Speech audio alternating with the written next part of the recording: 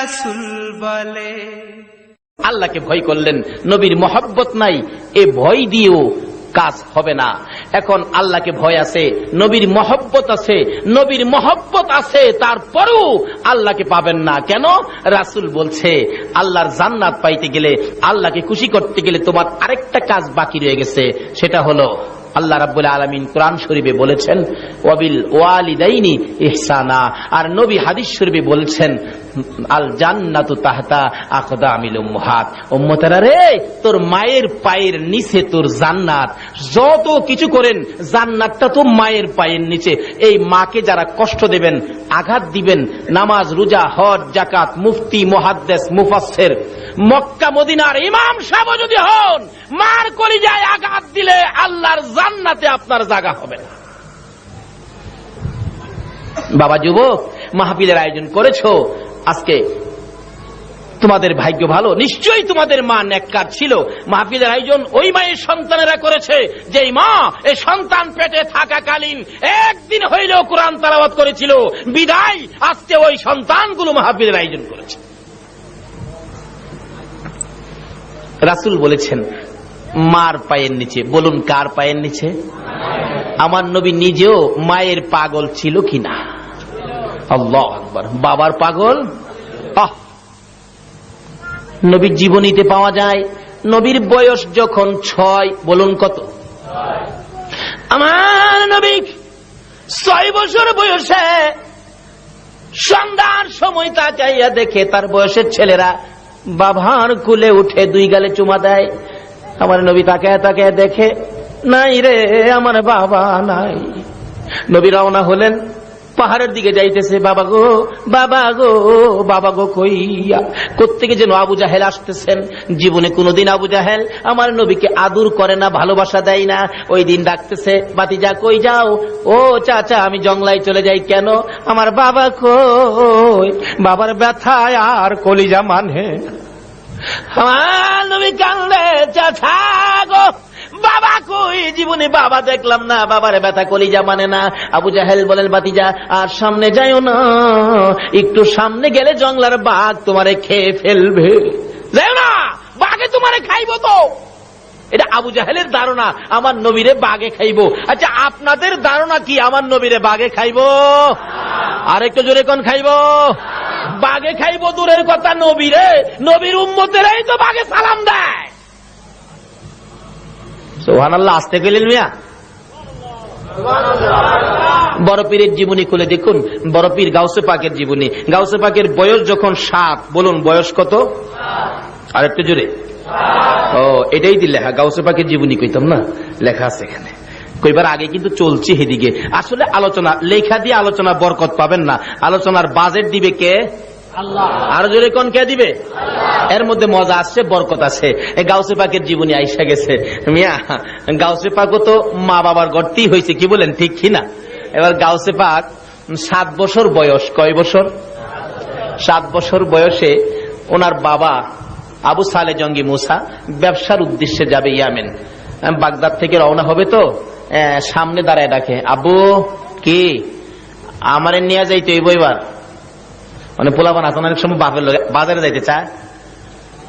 বাবা দেখেন কয় এই ব্রিজ পারিয়া জামু, বাসে অ্যাক্সিডেন্টের ভয়, গাড়িগুলা ঝামেলা, কত বিপদ আপদ থাকে।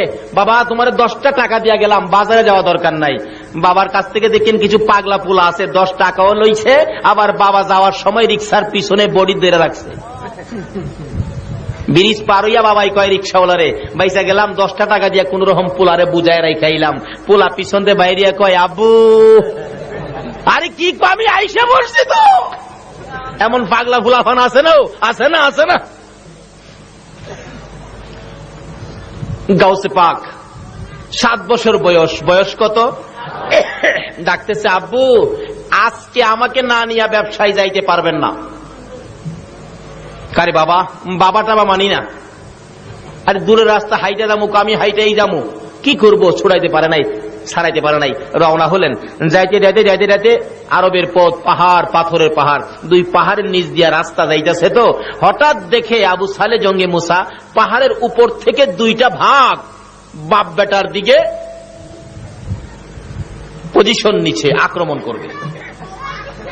আবু সালে ডাকতেছেন, জংলার বাগেরা রে, আমার কলিজার টুকরা সন্তান একমাত্র আব্দুল কাদের জিলানী রে, জংলার বাগ, বাবার সামনে বুঝি আমার সন্তান ধরে খাইবি। 7 বছর বয়স, গাউসে পাক জিগায়, আব্বু কান্দেন কেন? ওই যে বাবা ভাগ। ও ভাগ। আমার পিসাব কিবলা লেখেন, গাউসে পাকের দরবারের কুকুর, গাউসে পাকের দরবারের কুকুরের পাওয়ার জংলার বাঘের চাইতে বেশি। জোরে কন্যা সুবহানাল্লাহ। আচ্ছা, বাঘে খাইব? আচ্ছা আব্বা, আপনি বাঘের ভয় পান? 7 বছর বয়স গাউসে পাকের। আব্বা, আপনি বাঘের ভয় পান? কয় বেটা ভয় পাবো না, বাঘে মানুষ খায়।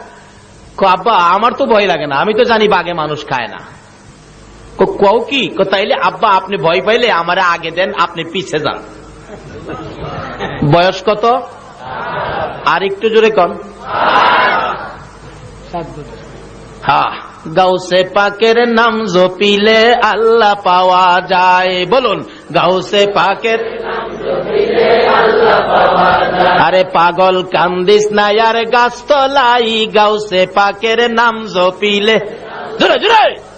আরে হায় রে, গাউসে পাকের নাম জপিলে আল্লাহ পাওয়া যায়। গাউসে পাকের এমনি নিশানা, চুরকে ধরে অলি বানা।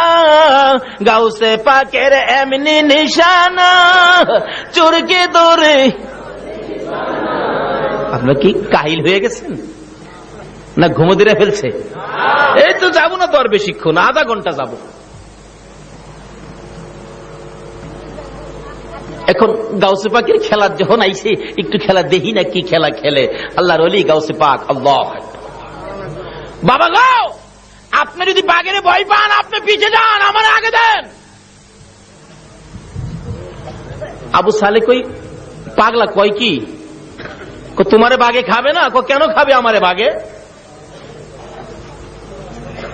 বাঘের জীবনীতে পাওয়া যায় এক ভণ্ডপীর বাঘের উপরে সোয়ার হইয়া গাউসে পাকের বাড়িতে গেছে মেহমানি খাইতো। গেটের মধ্যে বাঘ রাইখা বাড়ির ভিতরে ঢুকছে। আল্লাহর ওলি গাউসে পাক বাড়ির ভিতর থেকে দেখে কিনা কন্ত? আরো দূরে দেখে কিনা? বাগদাদ থেকে বাংলাদেশও দেখে কিনা? কই বাঘ নিয়ে আইছে রে, বাঘ। যাক হুজুর, আমারে তো খানা খাওয়াইবেন, আমার বাঘেরে কি খাওয়াইবেন? গাউসে পাক কই, তোমার বাঘ কত বড়? কই রাইতে বড়, বিরাট বড় ভাগ। কই তোমার বাঘের কি খাওন লাগবো, আসো তো দেখে আসি। গেটে গিয়া দেখে বাঘ নাই। গেটের মধ্যে একটা কুকুর আসিল, কুকুরে বাঘ খাইয়া ঘুমাই দিস। কুকুরে বাঘ খাইয়া ঘুমাই দিচ্ছে। হুজুর, আমার কুকুর, এই আমার বাঘ কই গেল, বাঘ কই গেল, কুকুর দেখা যা, বাঘ কই গেল? গাউসে পাক বলেন কি বলবো? আচ্ছা রাখো দি, কুকুরে জিগায়, এ কুকুর, ঘুমের তুরছে কি ঘুমাই দিস? আমার কুকুর ডাক দিলি দি ঘুম থেকে উঠে, তোমার বাঘ কই, ডাক দাও তো। গাউসে পাক বললেন, হেই লোক ডাকে বাঘ, কুকুরের পেটের ভিতর থেকে কয় হ। হুজুর কি সর্বনাশ, আপনার কুকুরের পেটের ভিতরে দিয়ে আমার বাঘে কথা কয়। গাউসে পাক বলেন, আরে বেটা আম্মকের আম্মক, কুকুরের পেট কি ভাগ, ওই যে দেখেন কথা কয়।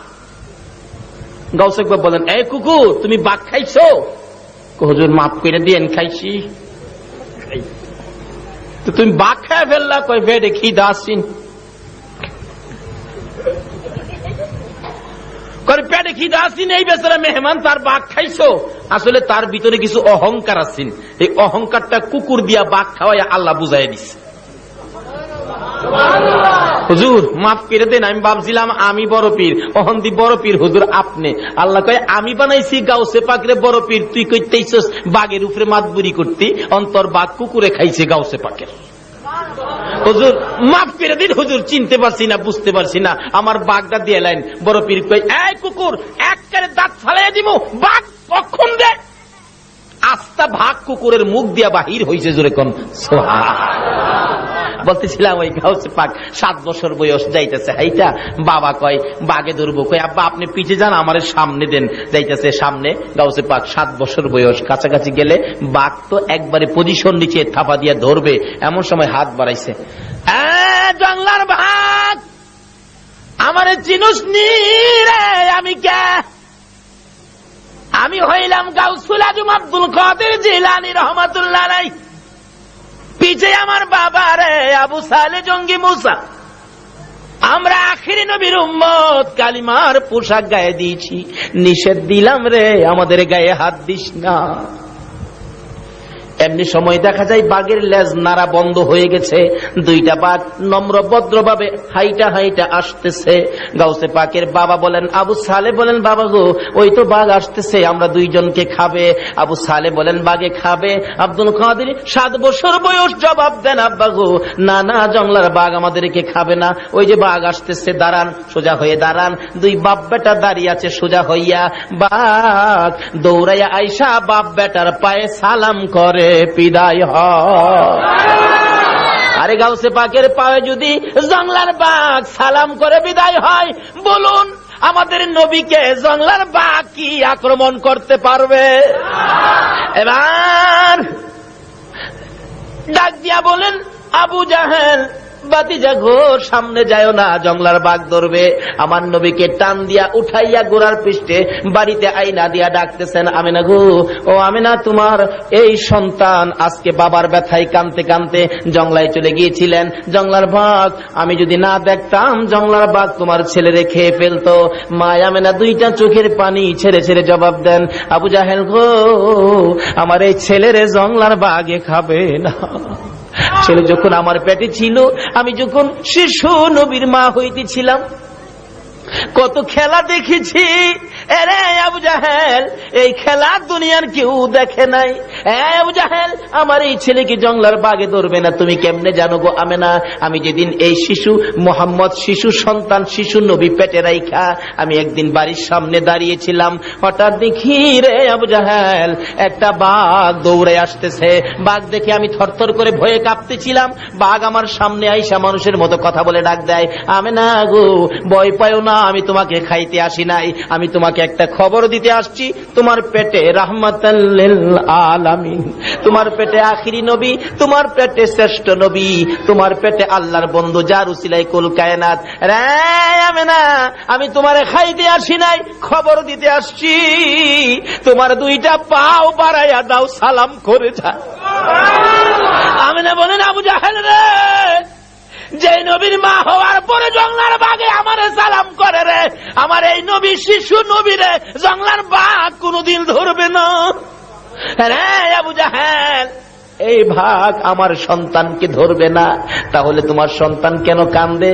আমিনা চোখের পানি ছেড়ে দিয়ে বলেন, আবু জাহেল গো, আমার সন্তান কান্দে, জীবনে কোনদিন বাবার মুখ দেখে নাই। মায়ের গলায় ধরে বাবা বাবা কইয়া কান্দে, মা কলিজা মানাইতে পারে না। নবীজির দাদা আব্দুল মুত্তালিব কান্দার আওয়াজ শুনে দৌড়ায় আসছেন, আমেনা তুমি কান্দো, আমার নাতিও কান্দলে, কি দুঃখ রে। দৌড়ে যাইয়া মায়ের গলা ছেড়ে দাদার গলায় আঞ্জায়া ধরেছে, দাদা গো, আমার বাবা কই? জীবনে একটা বার বাবা কইয়া ডাক দিলাম না। আমার সামনে মক্কার ছেলেরা বাবা বাবা কইয়া ডাকে, বাবার কোলে উঠে, আমি তো একদিন বাবার কোলে উঠলাম না, বাবা কইয়া ডাক দিলাম না। দাদা গো, আমার বাবা কই? আমার বাবার কাছে লইয়া যাই ভাবি। আমেনা দুইটা হাত বাড়াইছে, আয় কলেজার টুকরা সন্তান, আয় আমার বুকে আয়। মায়ের কোলে যাইয়া কাদের উপর মাথা ফেলাইয়া চোখের পানি দিয়া বুক বাসাইয়া কান্দে। আমার নবীর দাদা আব্দুল মুত্তালিব বলতেছেন, আমেনা গো, উম্মে আইমানকে সঙ্গী দিলাম, আর 2 জনকে সঙ্গে দিলাম, 5 জনের কাফেলা বানাইয়া একটু মদিনায় চলে যাও না। মদিনায় আমার কলিজার টুকরা খাজা আব্দুল্লাহ মদিনার জমিনে ঘুমাইয়াছে। আমেনা, আমার আদুরের নাতিকে তার বাবার কবরটাও যদি দেখাইয়া আনো গো, আমার মন বলে আমার নাতি কলিজায় শান্তি পাবে। আমার নবীর দাদা নাতিরে পাঠাইয়া দেয় বাবার কবর জিয়ারতে। এখন কবর জিয়ারতে যাওয়া নিষেধ হইয়া যায়।